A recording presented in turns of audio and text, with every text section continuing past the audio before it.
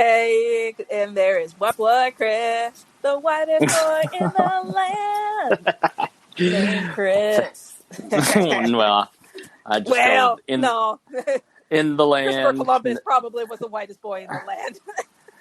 Well, wasn't he Italian? I mean, that's good point. Italian is Mediterranean. At least he had the ability to tan. So, and my people are German, so I don't even know what. So I don't even know what the hell's going on. So I got you. Oh, but you had red hair. May I think you might have mentioned that before, but I thought maybe because you had red hair that I thought maybe you were Scottish or Scots-Irish. But all German? We have not. My sister did the thing. You know what I'm talking about. Yeah. And we were like British and German and like Norwegian or Swedish or one of those. They're all the same, right? Oh, when you go over there, I visited there when I was 17, and I went to Sweden. And bro, I was like, hey, what's up with Oslo? Is that cool? Hey, we don't go over there. We don't mess with this. Now you want to go there, bro? You're in Stockholm. I'm like, dang, dude. They love to fight with each other, bro. These people are like Denmark will fuck up Belgium. I don't know what their problem is. I was weak as hell with. Oh man, I was like, okay, damn. What did you go over for?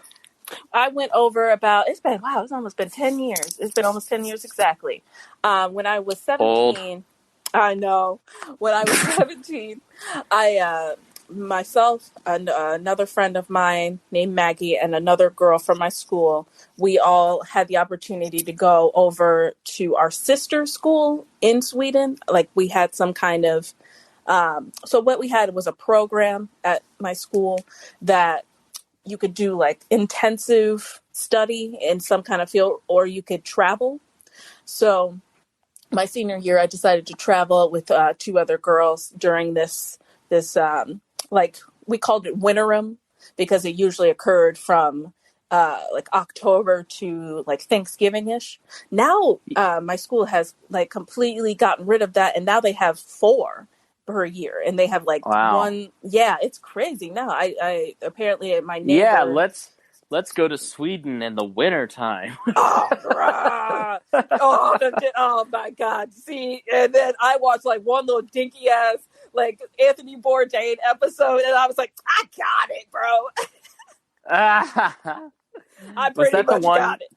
Where he's like getting rubbed down. Maybe that was Finland, where he was like getting rubbed down by some fish oil, and then they're like eating smoked halibut. And I'm like, this place looks barbaric. What the hell? I don't know if it was that one. I remember he went to this sausage spot because in Sweden they have like a street food that's basically like a hot dog, but instead of just our regular toppings, they put mashed potatoes on it.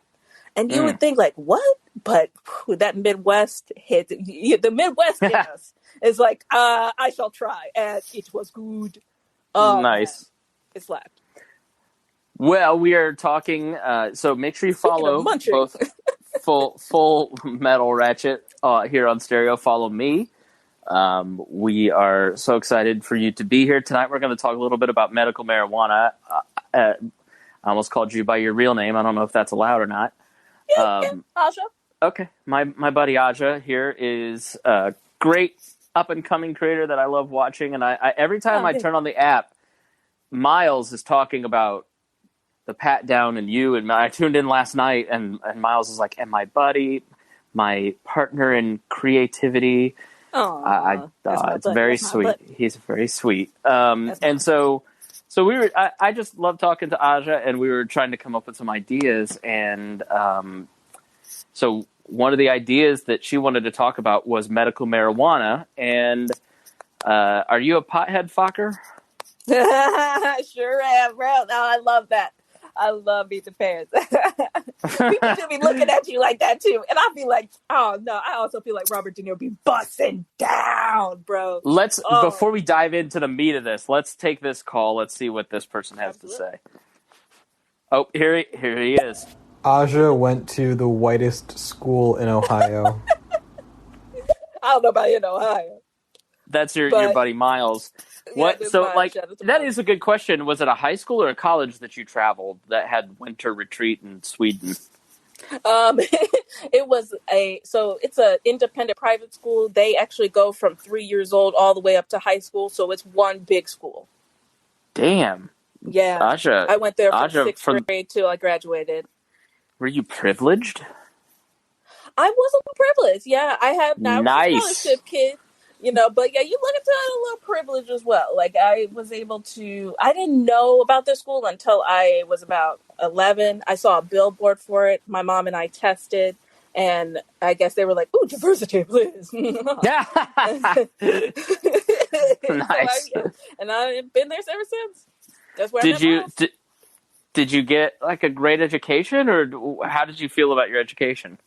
The education was good. Our public school system, which my grandmother worked for the entirety of her career, she even felt like was kind of declining in my Hmm. area. And when I was in public school, I enjoyed it a lot, but I was in a smaller kind of charter school slash semi-private education my whole life, if that makes sense. Kind of Mm-hmm. just either Catholic school or like I went to like a kind of newer charter school, but I always loved school. I always loved learning. I'm an only child, so I'm very much a nerd. I never had like anybody to kind of beat that out of me. You know what I'm saying? Why So you should listen? Nerds rule the world now. they do. They do. You're so funny. No, I am. I always tried to pretend I wasn't a nerd because when I was, I work in radio, and like when you want to do broadcasting, you got to try and be cool. You need to be rock and roll. You need to be hip. I got you. And I am just none of those things. Like I spent the day reading a book about this. It's called Taking Smarter Notes. And I was really into it, like how to take great notes. Out. Woo, and I'm not like I am going to college, but I'm just like, ooh, this book about note taking and research is great. Like I just had to admit that like I'm a fucking nerd and I love to read and that's my thing and I need to embrace it and stop trying to pretend that I know anybody who performed at the Grammys. It's over for me. I'm middle-aged, I only knew about 20. I knew Meg the Stallion. I knew Cardi B, and that was about it. And I was like, dang. I knew Dua Lipa because of TikTok, but the other ones I knew none of them, not a single one. So I don't need to. So don't feel that bad because they snuck them in there this year, bro. I'm like, who? So you're a nerd. And nerds to me didn't, and so I've never smoked pot. I don't know anything about weed. It's starting to really get pushed forward. New York is going to have recreational marijuana. Yeah. Here in Indiana, we don't have it. We're in the state next to you. Yes. You're in Ohio, and Michigan and Illinois have medical, and I believe and recreational. Yeah. And what does Ohio have? Ohio has medical and decriminalized. Okay. So if you have an amount on you that is not medical, it's decriminalized. You can't. It's counts as a minor misdemeanor. That's the charge, I guess, if you were to be caught with an amount of cannabis on you. Okay, so Indiana has like Lily's and DePuy and Anthem and like all these major medical device makers, medical insurance, pharmaceutical companies. And Indiana is just beholden to that money in terms of their politicians, and so they don't even touch it with a 10-foot pole. So the state police estimate that 1 out of every 250 cars that comes across the border is bringing pot into the state. And privately, they'll tell you it's probably more like 1 out of every 100. And when you go into a dispensary in Illinois, for instance, it is mostly people from Indiana buying. And because people go to their dealer to save money because they don't want to pay taxes. There's, that's the funny thing about Colorado is people aren't making a lot of money in those dispensaries anymore because people are like, oh, it's too expensive. I'll just go to my dealer. Yeah, right. It's So balancing out. The market's balancing it out. But it's going to happen, and Biden says the kind of leaked that he doesn't want to do it because he's afraid that the boomers will abandon him and vote in Trump if he legalizes marijuana. And I'll be honest, even as a libertarian, because libertarians have long just been like super pro pot, we never talked about it. Yeah. But, I remember saying to candidates 15 years ago, like, do not talk about pot. Like, it's just the thing that but now I can't believe how much it's changed. And to find out that you have medical marijuana in Ohio, which I didn't even know till right now, is amazing. So I wanted to talk to somebody who like has some experience with it and the whole process. So I guess we start way back in your private school in your nerd days. and the first time, were you like smoking behind the duvet or whatever French word you where what yes, I don't know what you guys do in the we have park tutor here, so it's very much like that. So like, when was the first time you smoked pot? I imagine it was illegally. It was illegal, yeah. Like, tell us about your first dance with Mary Jane. Niggas dance with Mary Jane. Oh man, I love these like non-smoker pot terms. You be sounding like my dad and stuff. Too, he be like he'll call me Cheech and Chong too. He always has these like super old weed references too. But I'm very open with it about with my family now. But that is absolutely not the case. Had it been a few years ago. So when I was let me think of the first time. I was probably about 16. I wasn't a young smoker, like some people who started maybe 13, 14, 15. I was actually kind of anti. It was more of the jealousy thing because I had a little crush boyfriend at the time who wanted to kind of smoke with his friends and not hang out with me. So I was like, anti-pot. So because because I was being a little girl. And then I tried it maybe when I was about 16-ish. And I don't know if he's listening, but we have another friend whose name is Luke. Shout out to Luke. Luke was actually one of the first times that I smoked ever. And we were not on school property. Not there, definitely not on school property. But so I remember it was. So I don't know if you have any understanding of how like cannabis is or marijuana, however you like to call it.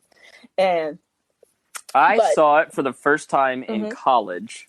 Okay. I was delivering pizzas at Donato's, and the manager had weed and they were rolling joints, and that was the first time I'd ever seen it. Because me and my friends we made wrestling videos. We didn't even drink. I've never drank alcohol. I've never tried pot. I've never done anything illegal in my life. But I saw it and I knew that it was like, it looked like a little green flower and it smelled horrible. And then it smelled even worse when they lit it on fire. And the only other experience is one of my neighbors smokes weed a lot. And my apartment through the day smells like weed. And that's like the two things I know about it. But I know you can smoke it in doobies. I know you can. It's like there's a 50-year like pot gap in between the culture. It's like Cheech and Chong, and then like now. Oh, my other experiences. I sold a TV to. So there's this company called High on the Hill that sold paraphernalia, and like I went to this lady's house who was affiliated with it somehow, and like it looked like a commercial house, and I walked in and it was a commercial kitchen for copious amounts of brownies, edibles. It was hilarious. So I just, that's so you're going to have to like really break it down for those of us who have not, walked on the wild side, so to speak. Absolutely. So there are, the active chemical in cannabis is called THC. That is what gets you a psychoactive experience. So the first time I ever, experienced the THC high was when I was about 16 in the summertime with a friend named Luke and another friend of ours. And I smoked it out of a bowl, which is the ground flower, which probably what you see. That's what they put in the doobies, as you say. They put the ground flower material. So if you were going into a store or ask someone, you would ask for flower. If you wanted just the buds, The buds you would grind up, like in some kind of grinder, or you could cut it up, but a grinder made out of like metal, or I think carbon or something, titanium usually, I think they're called. There's a brand called Titanium Crush or something like that. But yeah, you take your small buds, you would put it into the grinder, grind it up as you would like fine, until it's like kind of the consistency of like a ground herb.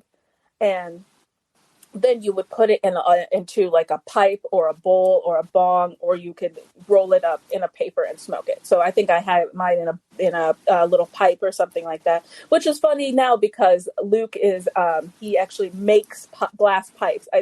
And professionally, he became a professional glass blower, makes pipes, makes light bulbs, and has really decided, hey, I'm going to get into the industry, get in. I was like, let's go, boy. So is there like a bong, a pipe, rolling it edible? Like, is there an experiential? I know that there's different strains, like there's sativa and indica, and there's two very different experiences. Yeah. But like, is there like a different experience when you use it in different forms? Yes. So if you are smoking a joint as opposed to smoking out of a bowl or a bong, I think, yes, you would get a little bit of difference. Sometimes depending on what the material of your rolling paper, sometimes if it's made out of, some people smoke things called backwoods. Have you seen backwoods in the grocery store or in the gas station behind? Mm-mm. So a backwood is a type of rolling paper. It's made out of a tobacco leaf, like a full leaf, and people smoke those, A, to avoid that paper, but B, that it gives them that kind of tobacco buzz. And some people also, before, I think they're now illegal, but there also used to be flavored papers. I think there are all different kinds. So yeah, the kind of the method that you use to smoke with can definitely change the feeling. Yes, because some people add tobacco, some people take if you're smoking it out of a bong or a bowl. Some people take really big hits, depending on the size of the bong or the bowl.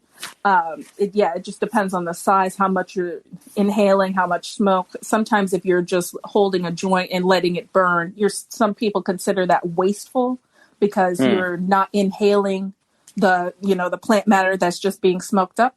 That's why some people kind of stray away from joints and blunts. But other people who, probably are a little bit more open to smoke anywhere or in their homes, which I don't. It's probably a little bit different. But for me, now that I have a medical card, I primarily vape. So you can have concentrated THC that they extract, and we can get into extracting and everything because that's very fascinating to me. But basically, they extract the THC, the active chemical that's in cannabis, right out of the plant in different kind of ways. So now you can vape, you can eat it, and you can mix it with, I've seen infused water. You know what I'm saying? I don't know how they did it, but they take the THC and THC is fat and water, not necessarily water soluble in certain ways, but I think they found a way to infuse it in water. I've seen infused water. It blew my mind, but it's fat soluble. So that's why it's good in butters, in creams, in anything that THC can infuse in that fat. That's how you would.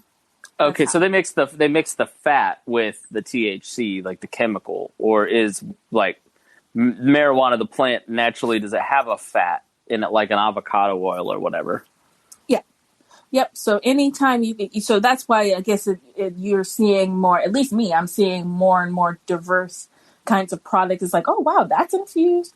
And now I don't know if you're seeing on Netflix, they're even having cooking competitions where all of the dishes are infused. Nah. Yep. That's and weird. Then they had I would love to see who on that too. Yeah, no kidding. Yeah, we'd have to teach her to cook. No, she would be a guest. She would judge. Oh yeah, yeah. They have convenient judges. I was like, oh. I think it's called Hey, we're what is it called? Baked or something? No, baked. Cooking on High. Cooking on High. That's what it was called. Cooking on High. Well, it's so fun. So, and we're here on the Stereo app. Please feel free to follow Full Metal Ratchet or myself at C Spangle. Follow us both here on Stereo. Love for you to comment. If you got comments or questions, please leave us a comment here.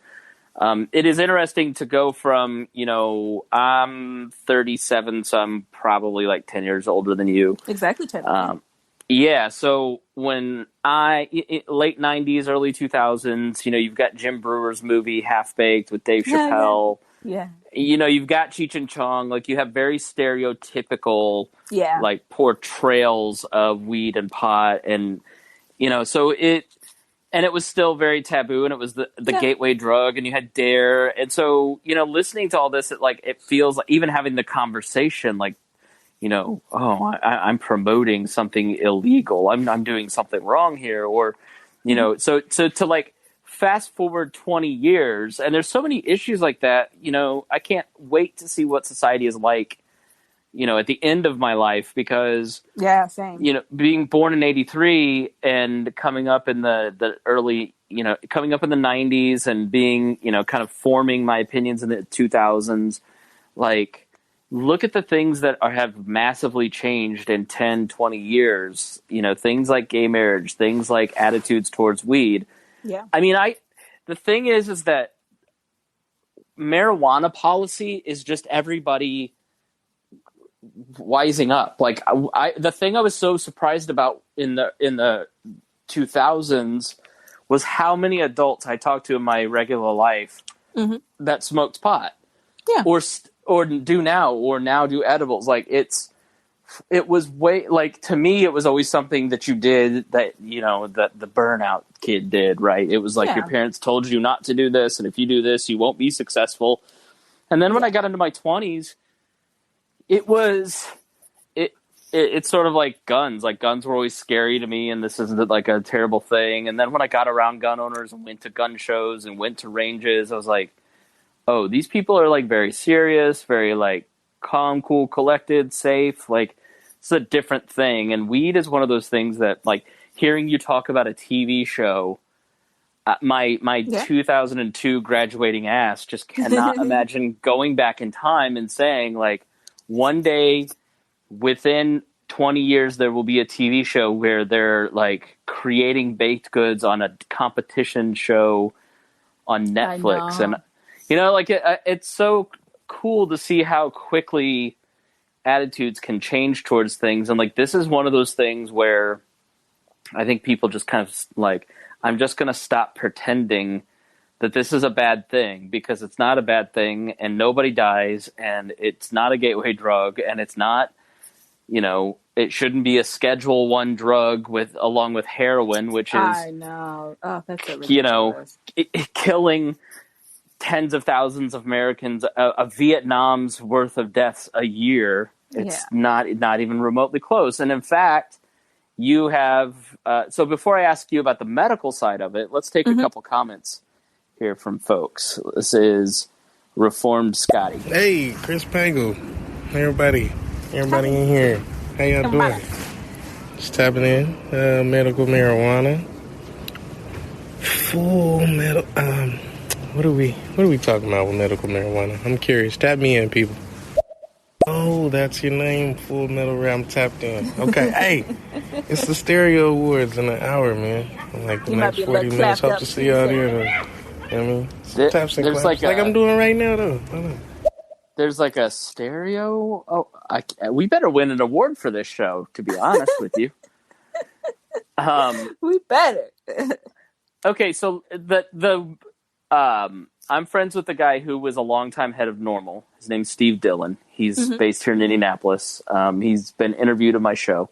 Sweet. And they were very smart in the 80s to push it, especially starting in California, on the medical side. And, that's how it was sold when I was coming up, that this is medicine, and this is helping people like my good friend Joe, rest his soul, who was a big advocate for medical marijuana here in the state. And I always thought that was a very smart and interesting way to kind of like soften people's ideas towards weed from it being something wrong. The attitude that I just outlined to something to being more beneficial. But I have to be honest, and I'd like you to correct my opinion on this. I always was cynical about it because, like, okay, marijuana is a medicine, right? Like, is this just a sneaky way to get it legal? Like, what are the benefits of medical marijuana? What does it actually do? Because it's sort of like the essential oils people who are like, oh, this cures cancer. You know, like, we're not like the oils people. I would say with oils, not the oils. I've seen it. Like, you need to legalize cannabis because it will save humanity from 200 diseases. Okay. Like, what are the benefits of it? I love weed. I'm not going to say I love cannabis. I do. And I wanted to get a medical card because of two reasons. I wanted to be able to enjoy what I enjoy legally.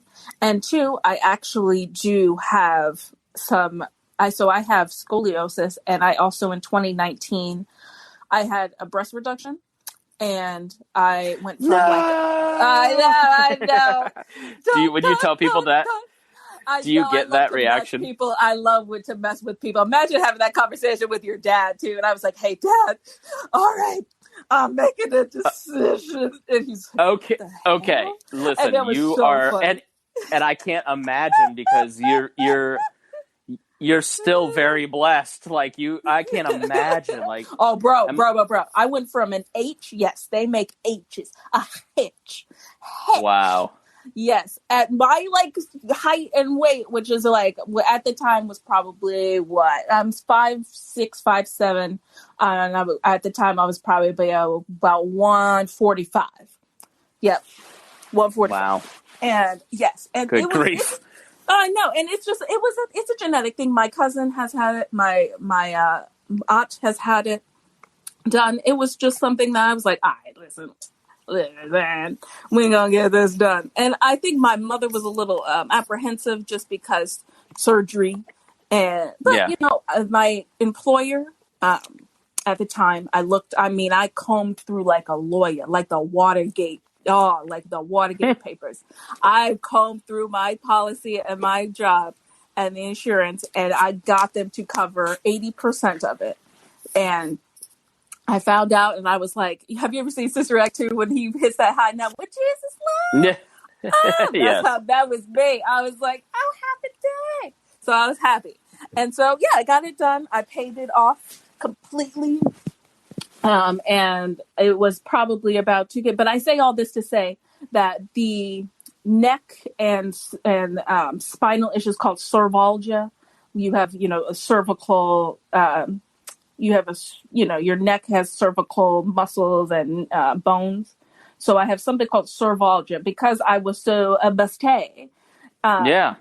Basically, I don't think people realize, like, I had a coworker who had it done, and she's in her mid 20s now, and she lost taking 10 pounds off of there allowed her to lose 70 pounds elsewhere, and it completely changed her life, her personality. Like, having a reduction was one of the best things that's ever happened to her. I mean, I think we make light. Yeah, people will make light of it, but I think, carrying that much weight in that particular way, so it really like affected your back and other areas. And absolutely. And I was a very, very thin kid too. Like I think I probably sprouted, if you want to say, at probably around like 13. So it was, I was like barely 100 pounds, and it was just like, come on, man. So so it's making your muscles in those other areas really overcompensate.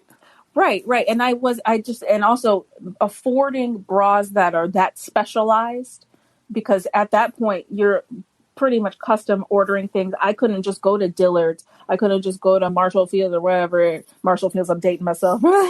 But I couldn't just go. You can't just go to Victoria's Secret at all, and that's something that kind of hurts you too, because you wanna wear the cute stuff like the other girls, but then you just can't. And then also, going to a private school where there were there were girls that didn't look like me, first of all, and then I'm like a stick with big old boo-boos, and they're just and so Right. I learned to be funny. How about that?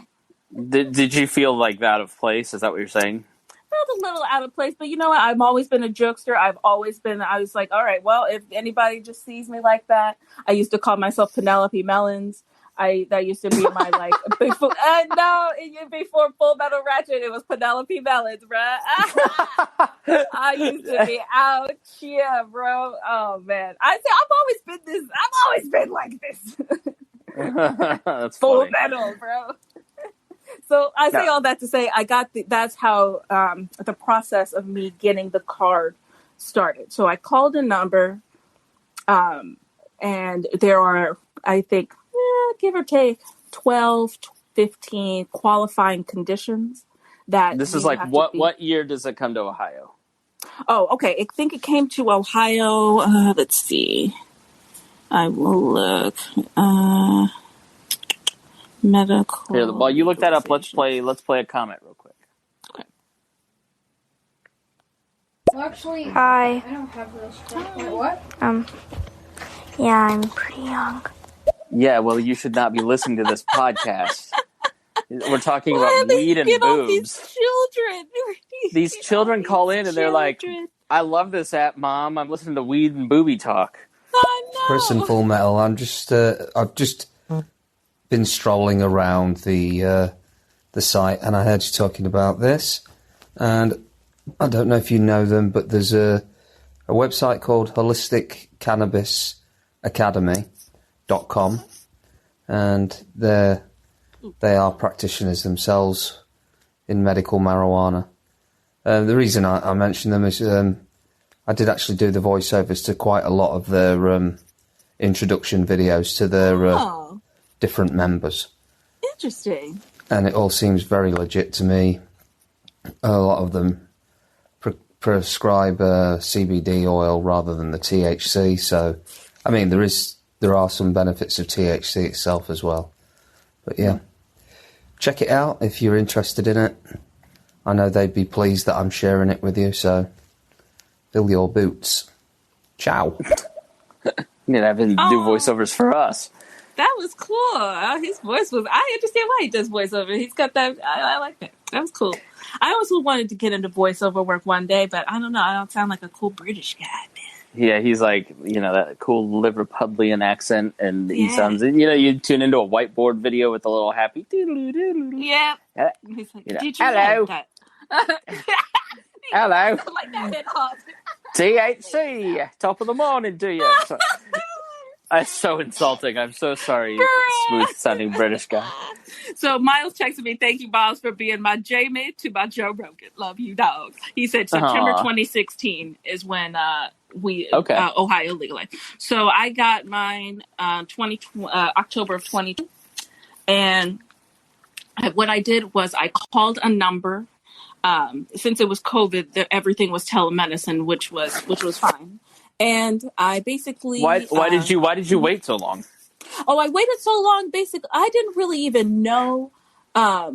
So you're not supposed to do this, of course. But Michigan, since it was I'm right on the border of Michigan, it was just easier for me at the time, which I thought, to just go up to, drive up a couple, basically 30 minutes, and just go ahead and just like how Indiana residents would go to Illinois, just go across. And you're not absolutely do not do this, that is illegal. But that was what pretty much I was doing. Just go over to one state or a couple towns over, and I'm like right on the border. So that was pretty much it. But then, I waited for that. But then I got a little bit of extra cash around that time. I think we got a stimulus. Is that the first stimulus? Or maybe I sent some leftover. Is it like a big cost to get the card? It was a little bit much. Yeah, it was like $280. Okay. Yeah, it was $280 with the appointment and the registering. So basically, the process is that I called. Like I said, I called a number. I set an appointment. I found some paperwork that was detailing my medical history that I had already from my surgery, so that was easy enough to obtain. And I just sent it over there. They they had me pay a deposit to set an appointment. I think my appointment was maybe the day after, a couple of days later. Excuse me. I had a Zoom meeting with a doctor, and he just looked over my medical history and discussed kind of different, things I already honestly knew, but I guess things that a doctor would tell a person that hasn't ever experienced, like, what THC was, what different types of methods of consumption that there are. So, like I said, there's smoking it, eating it. There are creams and butters to kind of infuse it into your body that way through your skin. You can spray things under your tongue or on on yourself. I've seen chapstick. Like I said, I saw water one time, but that was in Washington State. So they don't limit medical, because I think anytime the government gets involved and wants to regulate medical marijuana, then they're going to have like 2 strains that you can choose from and call it the free market. Like, so you have pretty free reign, or how do you go about it? Do you go to like a dispensary? Like, yeah. So you can choose any of those creams or any of those options, or like, how's that choice? Yes. So work? They go by days, and the day system is a little complicated, but unless you're consuming a lot or you're selling it on the side, the days, you're not going to run out of days. So the days system is supposed to probably curb that like mass buying or bulk buying thing. So I take Claritin D, and I can buy it in packs of 10, 20, or 30, and I can only buy 30 for the pseudoephedrine that's in the Claritin D, and it's sort of like what they've done to allergy medicine. Yes. Okay. Yes. That's what you mean by so right. I can buy 10 days, 20 days of 30. Right. Exactly okay. Like that. So like I said, now, yeah, you can have, but once you get the card and the access, yeah, absolutely, you can get any of the creams, lotions, butters, all the kinds of different kinds of strains. You have access to pretty much anything you would like, and there are reciprocity laws. So I can go to Illinois and have access to their medical benefits as well. I can go to Michigan and have access to their medical or their recreational menus.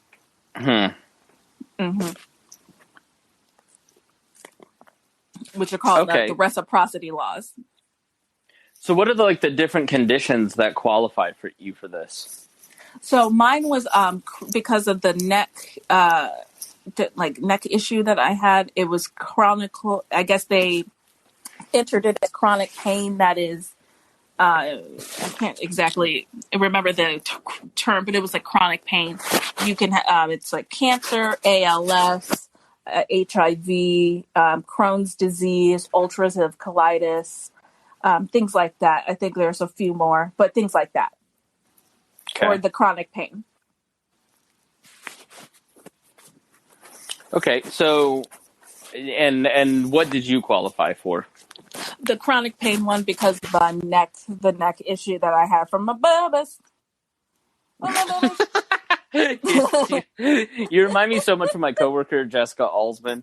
Alsman is hilarious because Alsman doesn't feel comfortable as a person, and so she wraps it in humor, and she's like, I can't just say my breasts give me neck pain. She's like, my boobies. Yes, I've talked about my boobies so much though. Like I was Penelope Mullins in the streets now. She's retired. It's so sad that you put Penelope down. I might bring her back, man. But it's less melon. You gotta add less melon, man. They're like a Penelope pineapple or something. I don't know. I feel like Full Metal Ratchet is, the first time I saw it, I was like, that is so clever. That's so funny. So I think it's a good evolution from Penelope Melons. And if you don't follow Full Metal Ratchet, follow her on Stereo, follow her on Instagram, follow her on all social media channels with that handle. TikTok is your specialty. Yes, we've done a couple of talks. We're going back to TikTok too. I have some videos in the reserves today. I'm get back to reacting. I got time now. Okay, so when you use it for pain, like use like a scale of 1 to 10. What is the effect? What's the I could pain? give you an What is it? excellent example. So, like give me a good example. yeah. Like what does it actually do? So when I got the surgery, I can give you 2 examples. So when I got the surgery, I got, and unfortunately I didn't have the card at the time, so I was kind of, I had to basically get it elsewhere, essentially. But my method has always been what is called concentrates, which is kind of like the little subcategory of what I told you of the smoking and vaping and things. So you usually vape that. So you heat a concentrate, which is like they've extracted the THC in some way. And it usually looks like honey, or it looks like kind of, I hate to say it, but it looks like earwax. And they call it wax, or it's called a dab, or it's called concentrates. It all could be called oil, different kinds of things. But essentially, that's in the concentrates family. So that's where I like to be, because to me, it's less mess. It doesn't smell as much. It just kind of smells slightly, almost like if you had like a little essential oil diffuser that smelled slightly like cannabis instead of that heavy, dank smoke.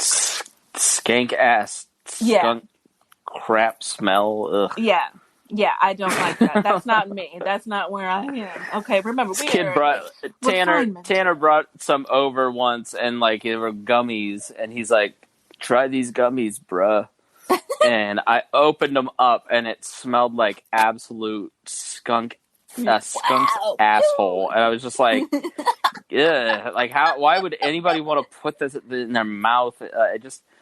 I hate the smell of it. Like, the smell could be a little turn-offish. I understand that too. But different strains have different smells. So maybe the strains that you've smelled are very, very, very strong.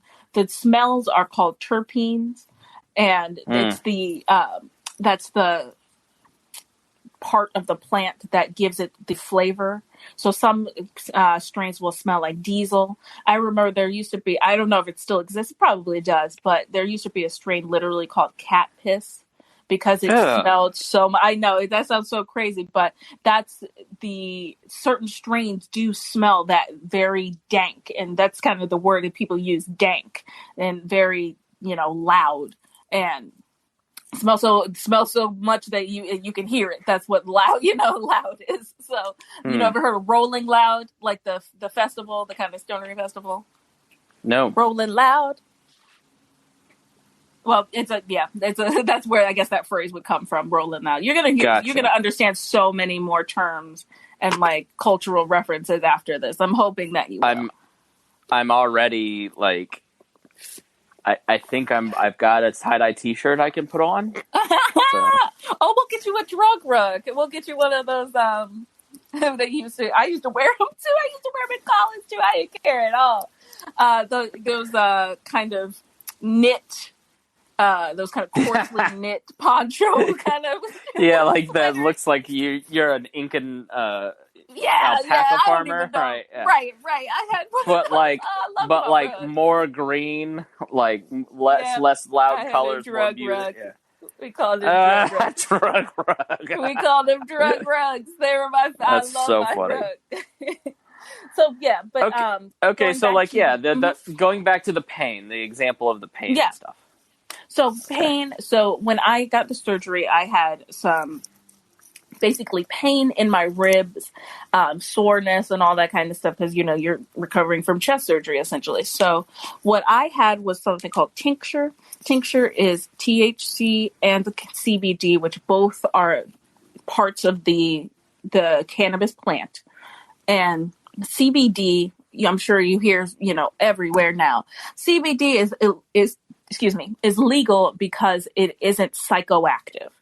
So if it's slightly psychoactive, but not really. Now you can have CBD, Chris, and not feel high, but also get the benefits of, okay, maybe you feel your muscles relax. If it's really good CBD, and it was not, I don't know. Some people clearly the market is really fluctuated, or what? I'm sorry, what was the term? The market is really flush with this product. Yeah, right. Yeah, Oversaturated, maybe. Yeah. oversaturated. They're right. And so I would, if you ever do try CBD at all, just make sure you do your research or talk to me or something where you can actually get it, somewhere legit. But it is beneficial because it will reduce your pain. So that's what I had. I had a half THC and a half CBD tincture.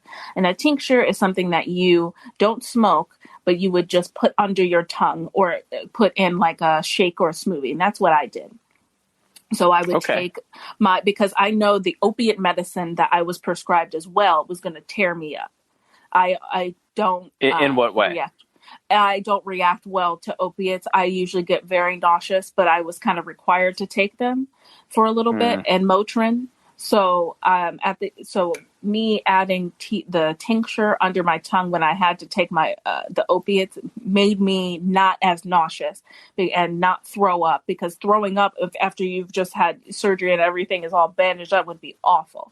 So that's what I really I did my research, and I really tried to find a product that would help. So that was something that was, to me, absolutely irreplaceable during recovery, was having that tincture. And then I was able also to wean off of that hardcore opiate medication a little bit sooner.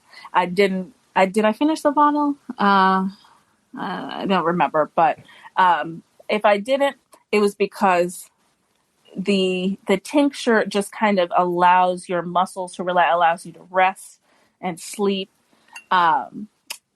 Is it going to take your pain away and kill it like an opiate would? No.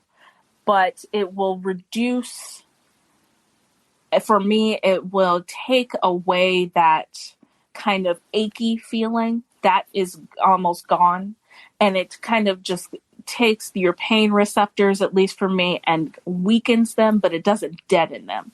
It weakens them just enough where you can go about your day, but it's not gonna, at least opiates for me are way too strong, and they just take you out. You feel like you can't even move or, talk or do anything.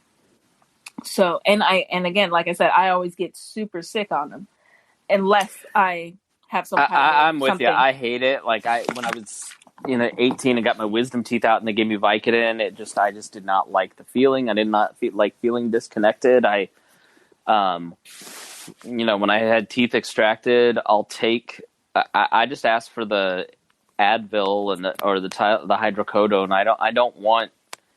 I've never taken an opioid except I don't think Vicodin's an opioid, but I didn't like it at all. I'm with you. Hydrocodone is just the generic term for Vicodin.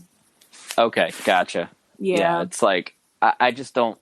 I'll just take Tylenol and Advil together. So like, give me a scale of 1 to 10 on pain pre and post taking this smoothie. Your smoothie.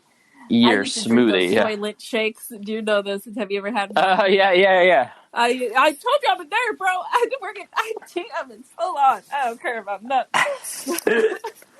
So, okay. So when I got home, the most pain was in my ribs, and I had a little bit of a caffeine withdrawal, which I didn't even realize. I'm so dumb. I had a really bad headache, and I could not figure out why. It was because of coffee.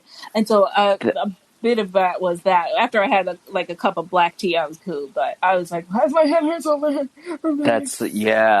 That was almost worse than the rib pain. All right. So when you don't have your caffeine, you just feel so disoriented and disjointed, and you feel like garbage. Oh, trash. So Miles was like, those stupid cafe pills, which I still take. I'm sorry. So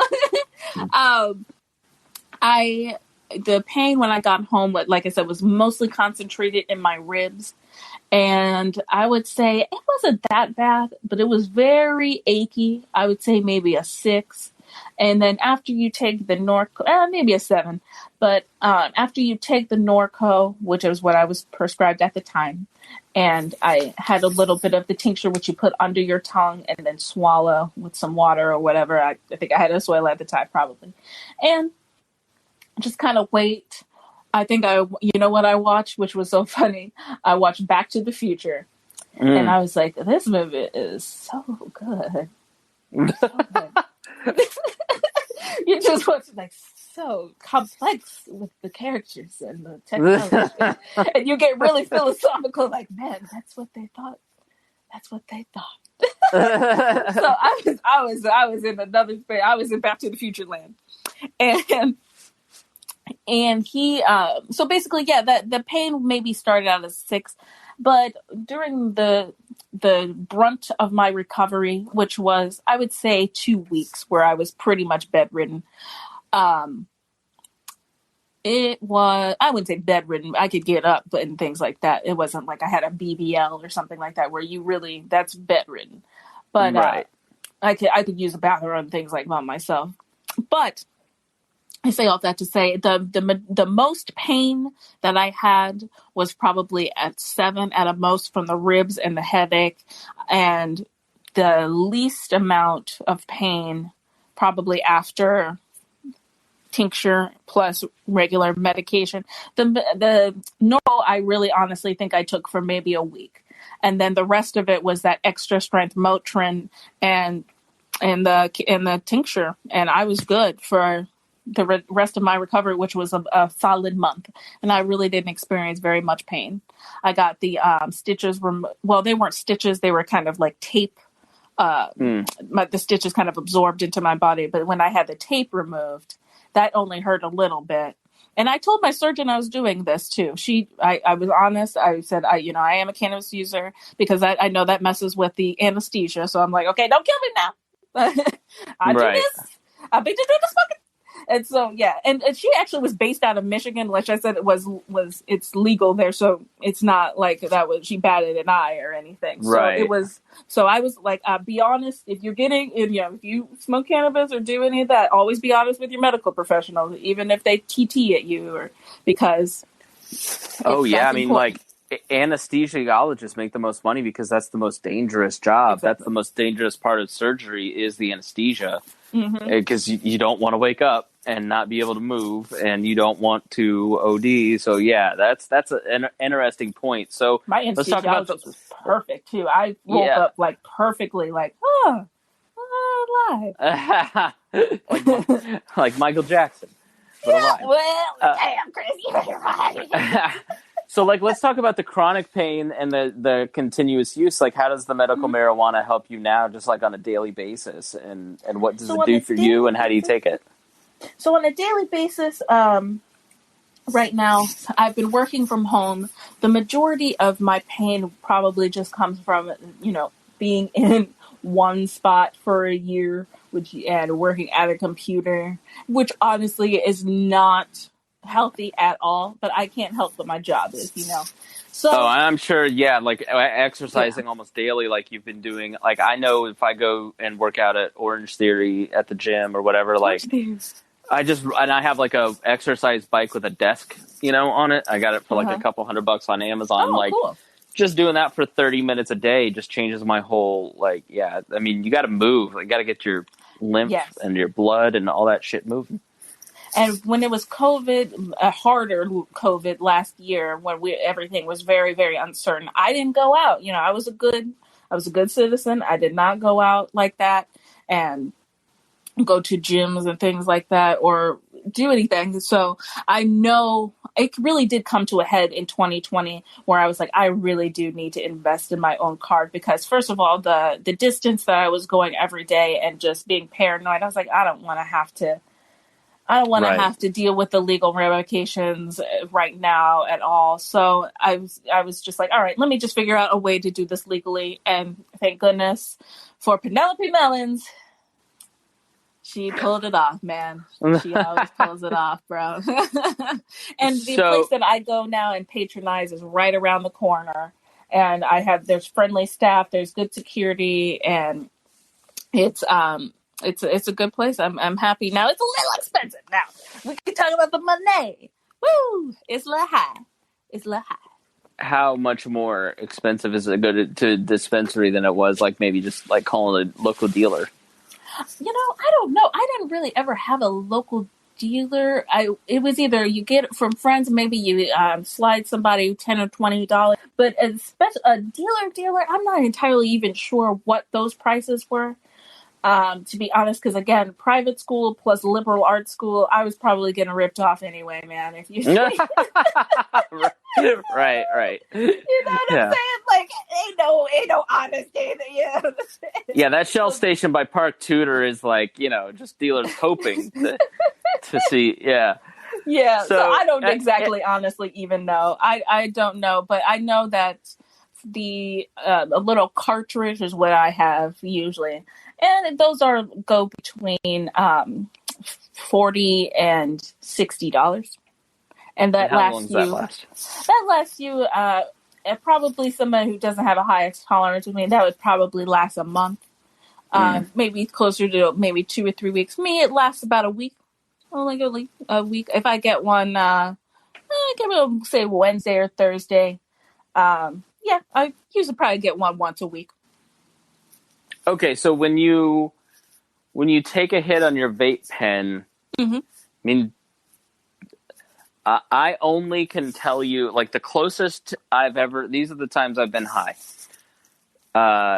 There was the laughing gas at the dentist one time, which was awesome, and I was floating through the clouds.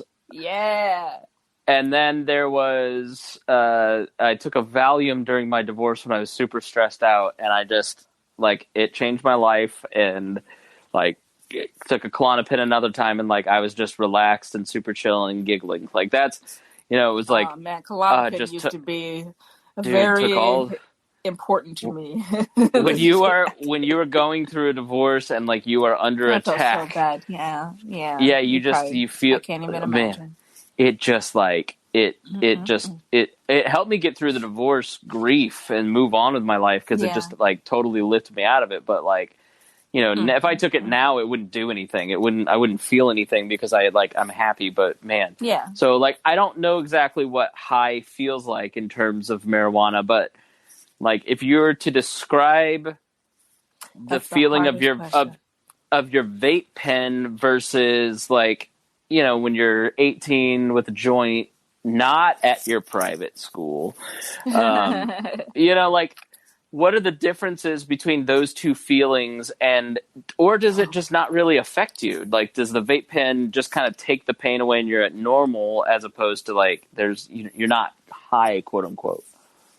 Yeah, I would say so. What's really funny is when I was in high school, right, I had to hide it. You know what I'm saying? So I'm like, all right. And if you talk to my mom, she was like, she was terrible.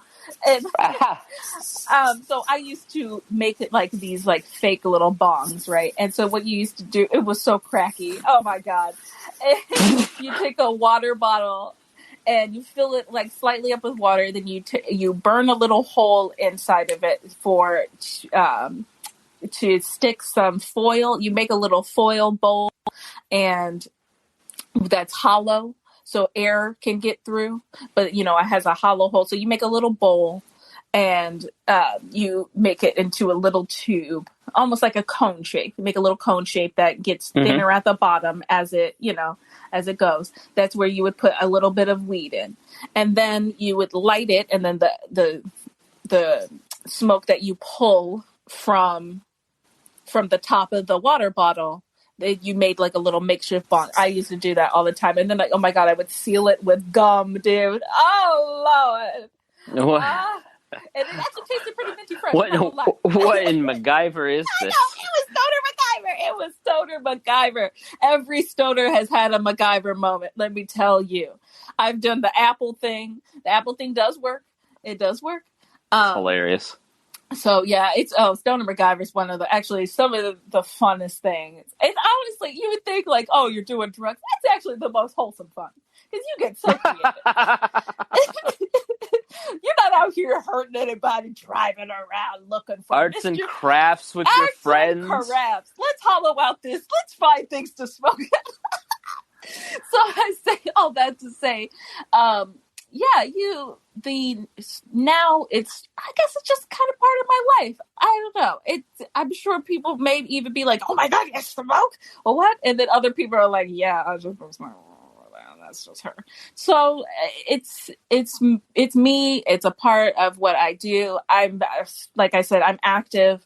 I try to be as active as possible. I'm sure there are people that clearly stereotype people who use cannabis and are stoners or self-proclaimed or whatever. But for me, it's just a part of my lifestyle, and I enjoy working out while, I guess, toasted, you could say, because you're able to be more self-aware in yourself. And that's what I guess the best benefit of cannabis is that I could tell you, Chris, is the self-awareness, the mental self-awareness and the physical self-awareness, where you can feel your body in ways that you've never really have had access, maybe neurologically, to, if that makes sense.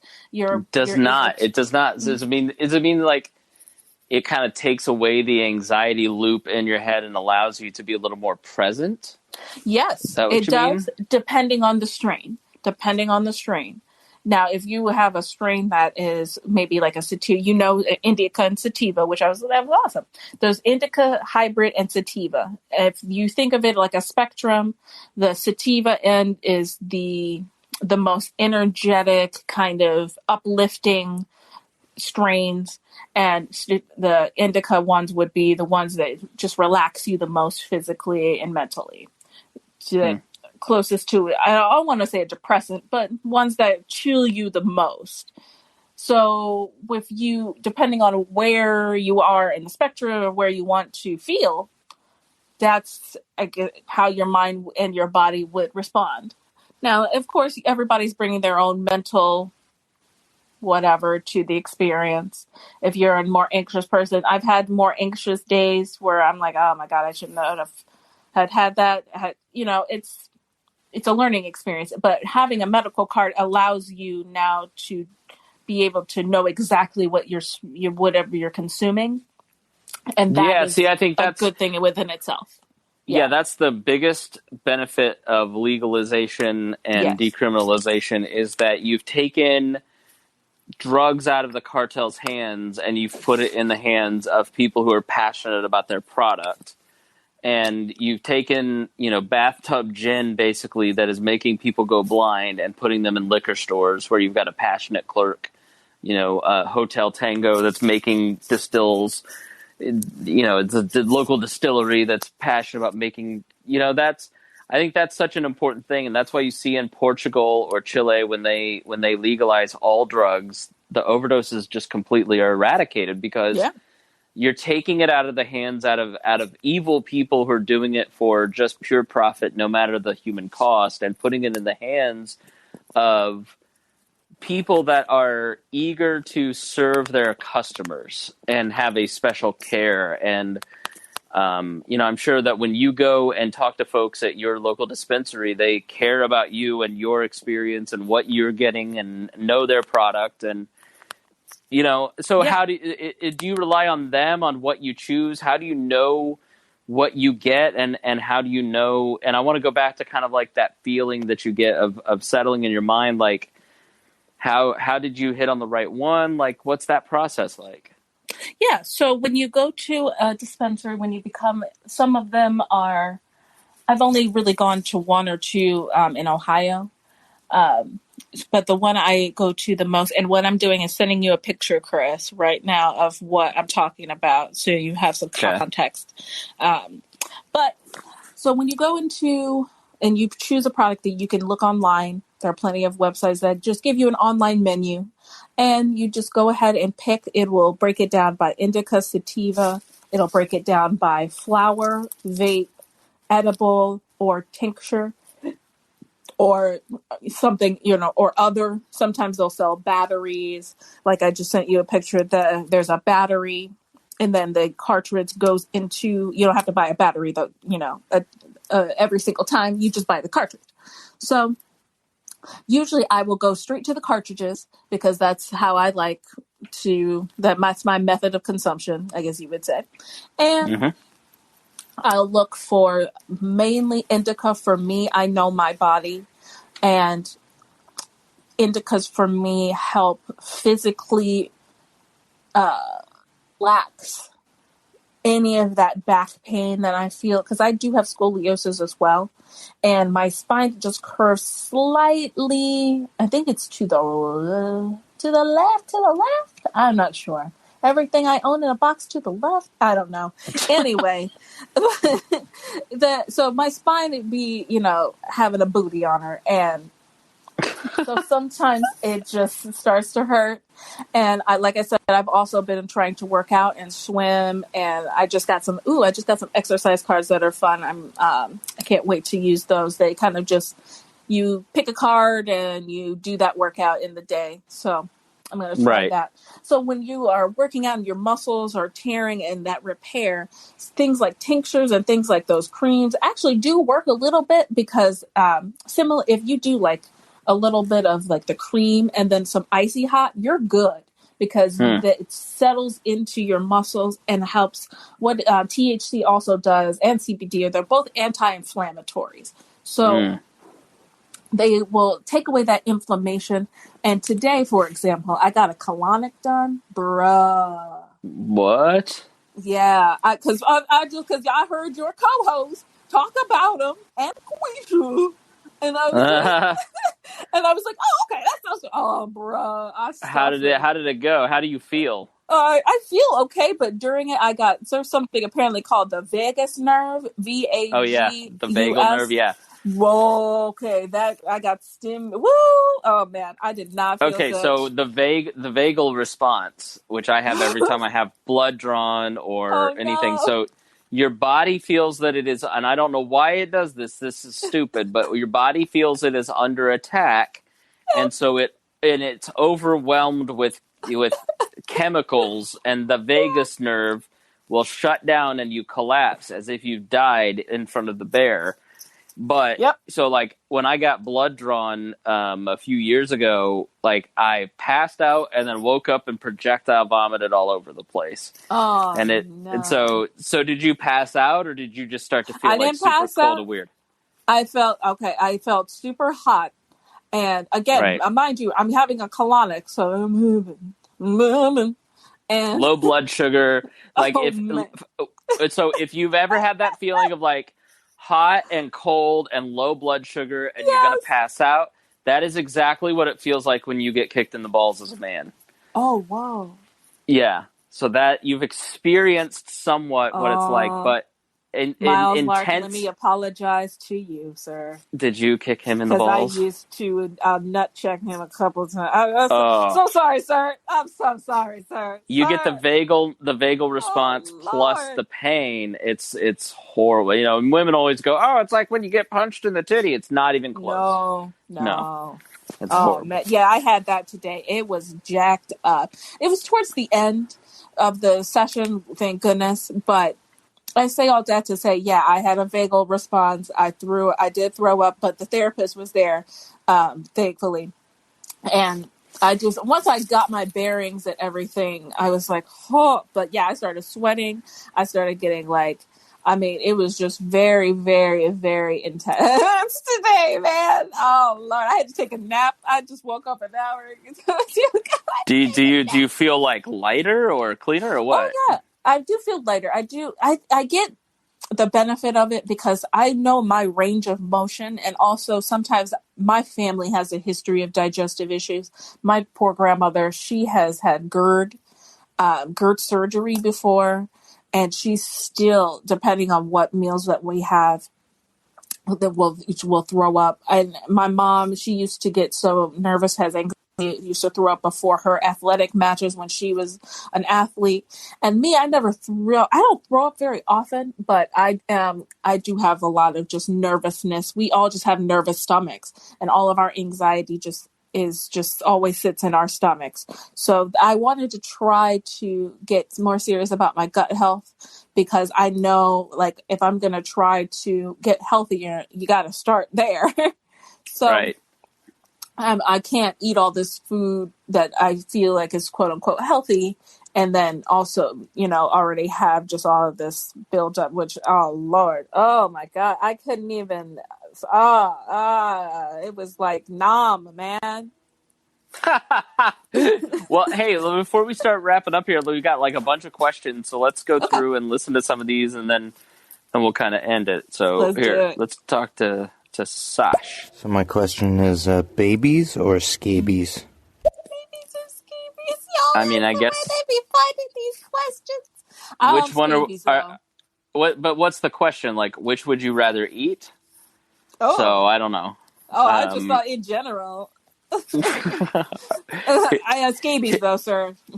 Here's your BFF. As a medical student, medical patient in Washington, I use CBD and THC oils and creams and things as muscle relaxants and a natural painkiller.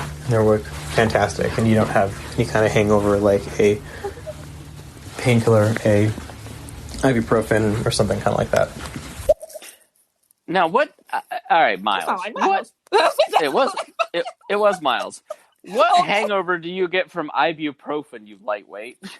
Well, you know what? I'm going to explain exactly why he had lightweight. He got kind of weak DNA, my poor friend, because he had Graves' disease. Yeah, his poor DNA. Oh, yeah. He had Graves' disease. Legit. And so he is immunocompromised. So he was suffering a little bit after he got his shot. It took him out a little bit. But I'm very glad he didn't get COVID. So I was like, bro, just take a couple days, chill your ass down. But he's good. But that's why he's very sensitive to certain medications, and he can't have people gluten. should not and people should not like fuck around with Tylenol and ibuprofen. Like Tylenol is like the number one killer in drugs after, some of the heavier stuff that you see. Oh yeah, my mom's a nurse and she's like, never ever ever take Tylenol. She's like, it fucks your liver up. These people will take an Advil like it's an M&M, but because they just think it's safe. But in the early days of COVID, that's what happened to Miss Pat's son, Nikea. He took an Advil, and Advil opened up certain channels within your body that let the virus just like replicate faster. And so Advil, these are very that episode. That was terrifying. And I did give my little $20 to, I don't know what the hell I thought I was helping, but I was like, I was scared for her, man. Honestly,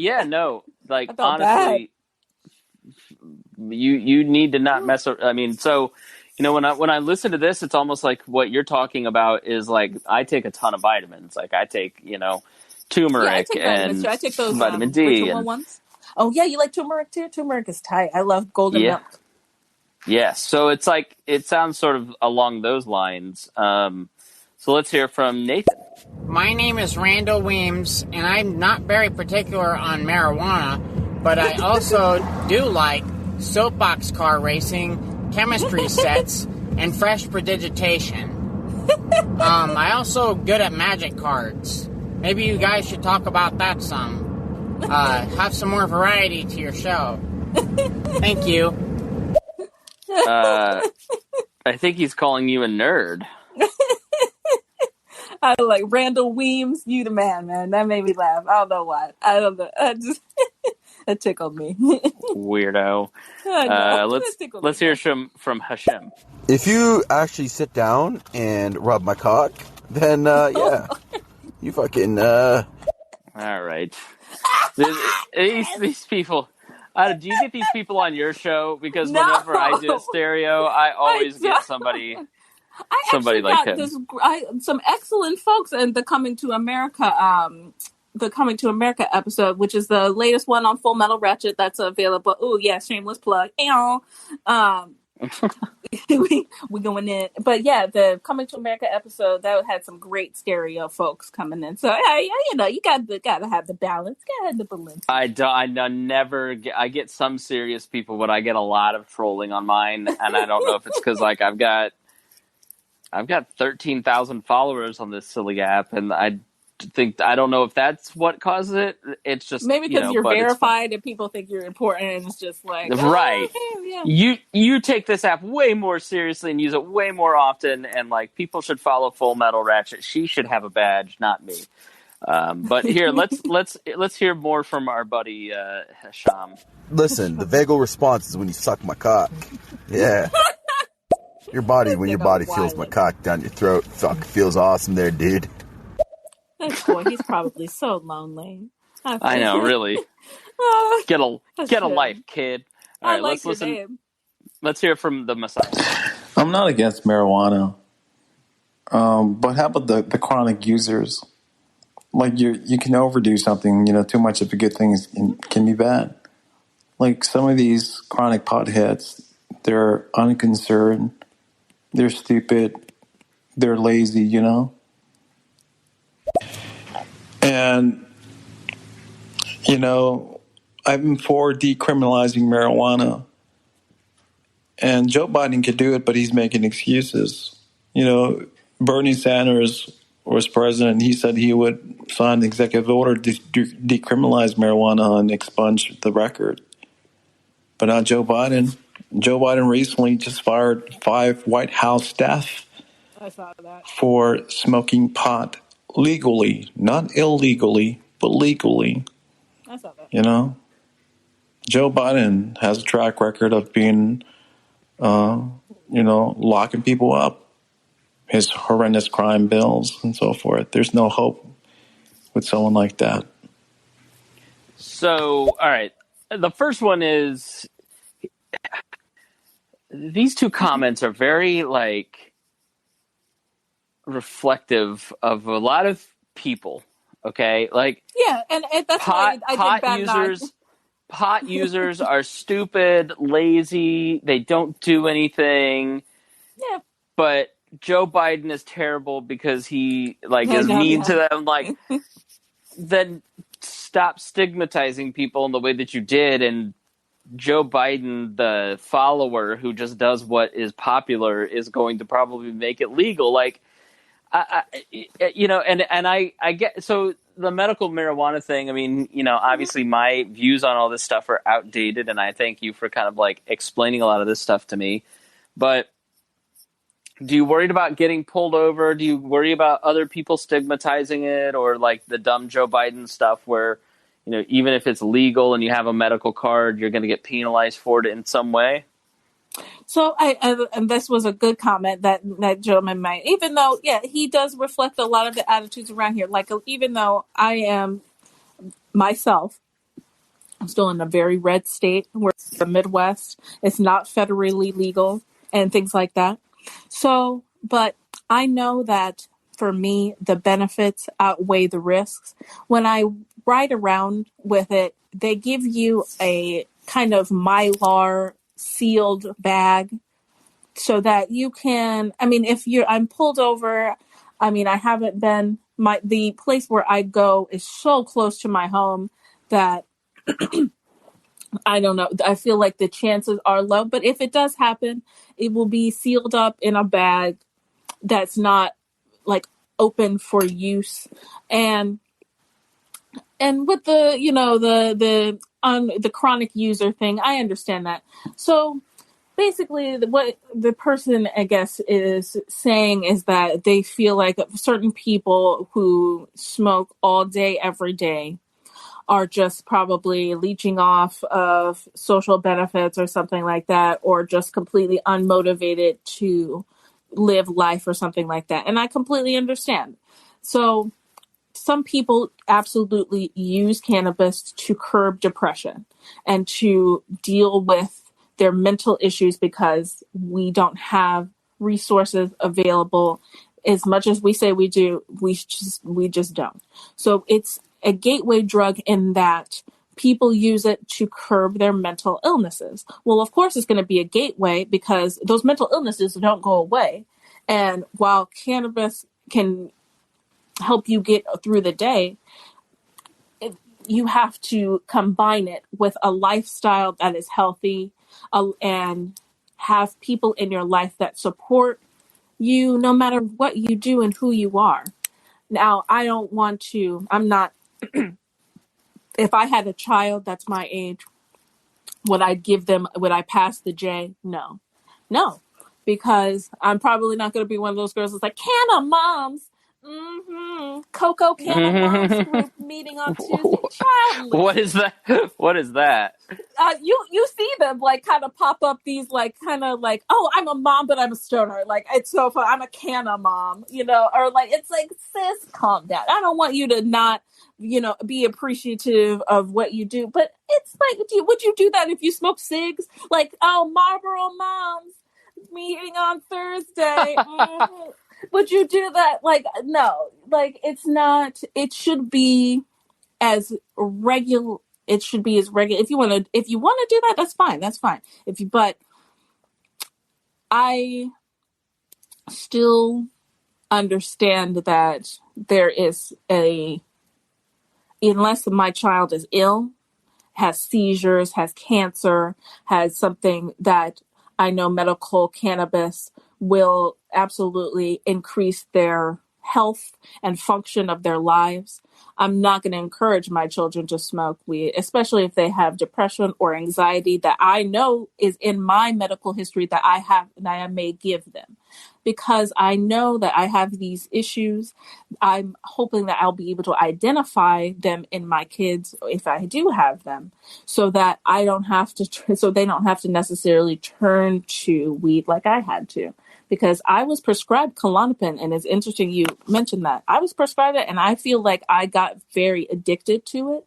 And for maybe a year when I was in college and going through depression and going through the anxiety of always being in a school that was just cold and the weather temperature, because Ohio. So the just seasonal depression always hits me very, very hard. But I was given this little pill all of a sudden, and my world started to revolve around it. And that's not good. And that's what addiction is, to me, at least for me. So with Canvas now, I can openly talk about my goals. I can openly talk about things that I want to do, because I guess I don't judge myself anymore for wanting to smoke. Right. So it doesn't really matter what anybody else thinks of it, because I don't judge myself for it. And if I want to take a break to save a little money, which I probably am going to do because I'm in school now. And like I said, I'm in school. I'm a part-time student. I'm a full-time employee. I have been for 5 years at the company that I work for. I work in IT. I love my job. I am good at my job. And I'm getting all A's this semester for the first time in a really, really long time. Because, Thank you. And I think it's not because of weed, but it's because I don't have the stress of, my anxiety. Okay, my smoking helps my anxiety. How am I going to smoke? There's none of that anymore now that I have my medical card. Because I'm like, okay, I'll just go down the street. All right. I have a nice discipline to my day. So it just depends if you want to be disciplined in your life or not. If you want to be disciplined and have cannabis be a part of your life, I do. I schedule. I have the podcast. I have school. I have family obligations. I take care of my grandmother. I work from home. So, I mean, I don't want to say, I'm not lazy, but I mean, I can balance a lot of things. And I feel like cannabis helps me balance a lot of things, because it allows me to not take on more than I can handle, and be present and aware. And I'm good at planning now. I'm more disciplined with my time. So I can be, I guess, because I could go through my day I get up, take a little puff, drink a little water, take my vitamins, go to the gym, swim for half an hour, listen to your podcast. I love listening to it in the pool, because I don't swim, so I use my kickboard, but it's awesome. I love it. And, come out. I remember the kickboards. It's like the little, looks like a little foam tombstone. Yep, that's me. That is all me. I'm me for like 30 minutes. Like, I'm sure the lifeguards are like, bro, you can't get in the water. Not top of the morning tree, paddling around like a shark. And so, yeah, I mean, so if you want weed to take over your life and not demotivate you, it will. If you don't, then it won't. Yeah. Very cool. I would love to end that, but I want to make sure that we play these last three from Siege, because that was like a great place to end. That was so succinct and like I think a really good defense of this, and I think really well thought it. Yeah. So freedom. That's what we're all about here. Freedom. So let's hear these messages from Siege. Made out of the hood, I say pop on some gangsta, my day one niggas, the niggas that I came with. What? I'm such a big fan of Chris. I love your podcast, man. Keep it up. I would watch it every single day. Psych, bitch, your podcast is dog water. It's trash, Cursey. You're dog water, alright? Get off this. You're not making nowhere. I'm sorry. You're not entertaining at all. We'll play Fortnite or something. You're not good. Aww. It was so nice, and then what happened?